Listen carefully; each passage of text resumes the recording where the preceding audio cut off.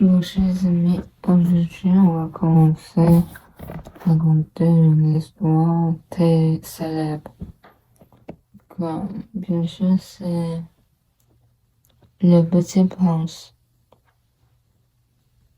Comme, oh, attends.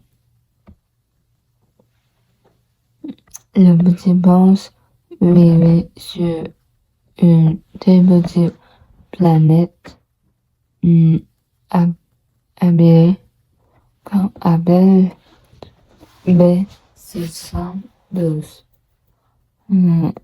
où les couchers de soleil étaient habiles et magnifiques. Les couchers de soleil comme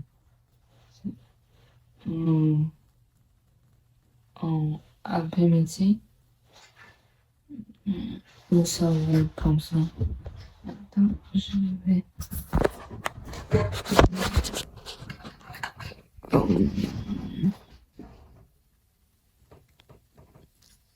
chaud, chauffer. Attends, mais tu peux pour ça. Ok, oh.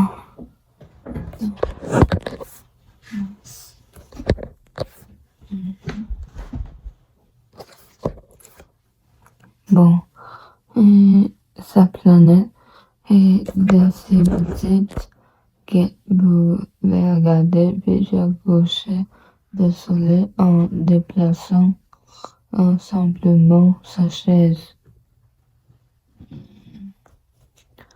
Mais même si c'est petit, c'est encore une planète et féminine. Un jour, il décide de quitter sa planète parce qu'il se sentait triste et incompris à cause de sa rose. Ok, bon, je vais dire ça. La rose était très belle, fragile et orgueilleuse, mais elle ne savait pas expliquer clairement son amour.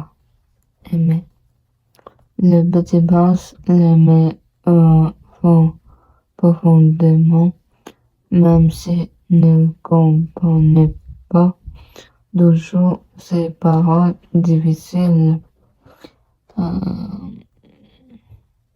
Avant de partir et nettoyer soigneusement ses organes et prit soin de sa rose avec beaucoup de tendresse.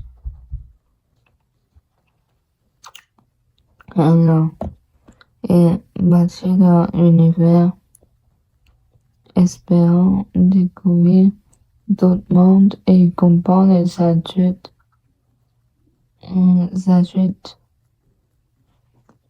espérant découvrir d'autres planètes, d'autres mondes dans le ciel et voyager de planète en planète en rencontrant des personnages étranges et solitaires.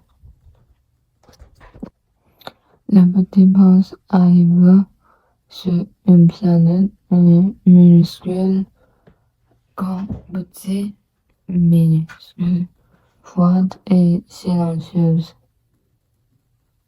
comme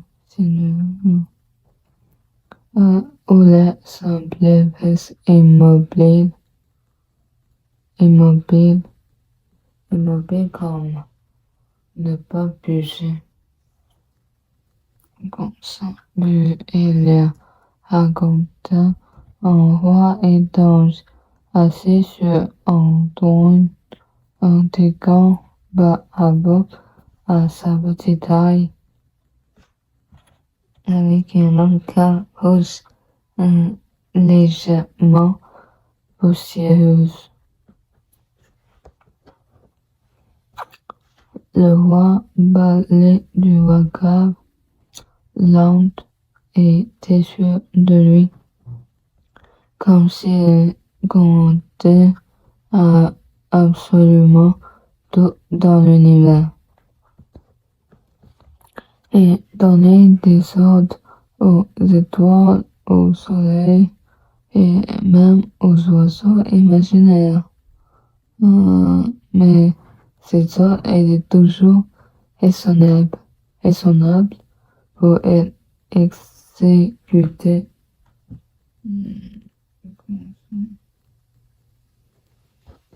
Vous pense continua son voyage et arriva sur une autre planète où vivait un homme ennuyeux, appelé avec élégance mais un peu ridicule. L'homme vaniteux voulait seulement être admiré, applaudi et respecté, même si elle est seule sur sa petite planète vide. Ensuite, le petit prince avança un buveau assis dans une pièce sombre, entourée de bouteilles vides et d'un silence lourd. Le buvait pour oublier qu'il avait honte de boire. Ce qui formait un cercle triste et sans fin. Plus tard, elle raconta en besonnissement sérieux, assis sur une chaise haute, quand on s'en allait les étoiles avec une précision obsessionnelle. Le besonnissement ne levait jamais les yeux vers le ciel, car elle était occupée à posséder des choses qu'elle ne voyait même pas.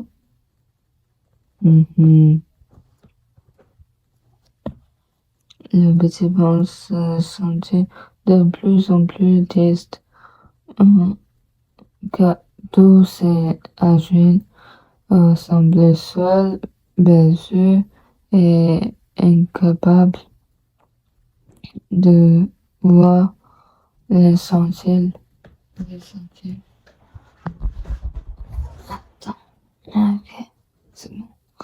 Et combien que les grands garçons manquaient souvent d'imagination et de simplicité dans leur cœur.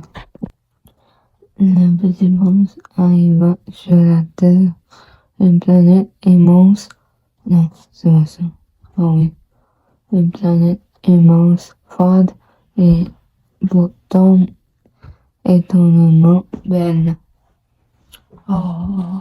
C'est froid. Bon. Et ça doit d'abord dans de ces chercheurs dorés et brillants sous un soleil de haut dans le ciel. Donc,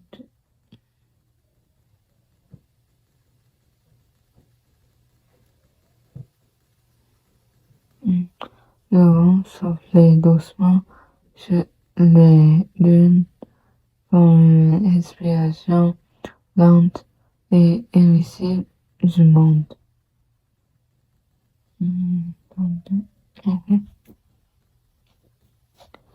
C'est là qu'il raconte cette bonne forme dorée et mystérieuse qui parlait avec des phrases courtes mais profondes. Le serpent lui dit qu'il pouvait le ramener chez lui mais sa planète quand il est roté avec une seule morsure silencieuse. Le petit prince continue ensuite son chemin et il passe de grandes montagnes froides couvertes de roches grises et tranchantes et qui a un bonjour, mais seuls les chants lui vont dire et pétant sa voix de manière vide et distante.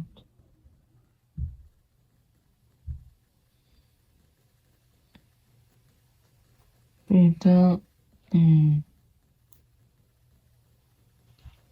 et découvrit un jardin rempli de roses magnifiques, rouges, douces et parfaitement identiques. Il fut déchiré et un peu triste, car chaque rose lui avait dit qu'elle était unique dans tout l'univers. Mais c'est bon ça.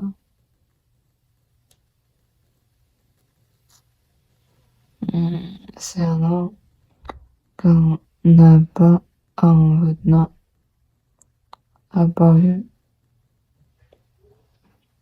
en un au pelage doux aux yeux intelligents et à la voix calme et chaleureuse. Et ici, maintenant, le nain lui demande de l'embrasser car cela signifie que, que des liens uniques et indicibles entre deux êtres. Le nain lui demande ça. Chaque jour, il se rapprochait doucement, partageait le silence, le temps et une étanche forme d'amitié. Mm. Oh my god. Et puis, le nain lui révéla alors en ce qui est essentiel, prononcé avec une grande douceur. On ne voit bien qu'avec le cœur, l'encens et l'invisible pour les yeux.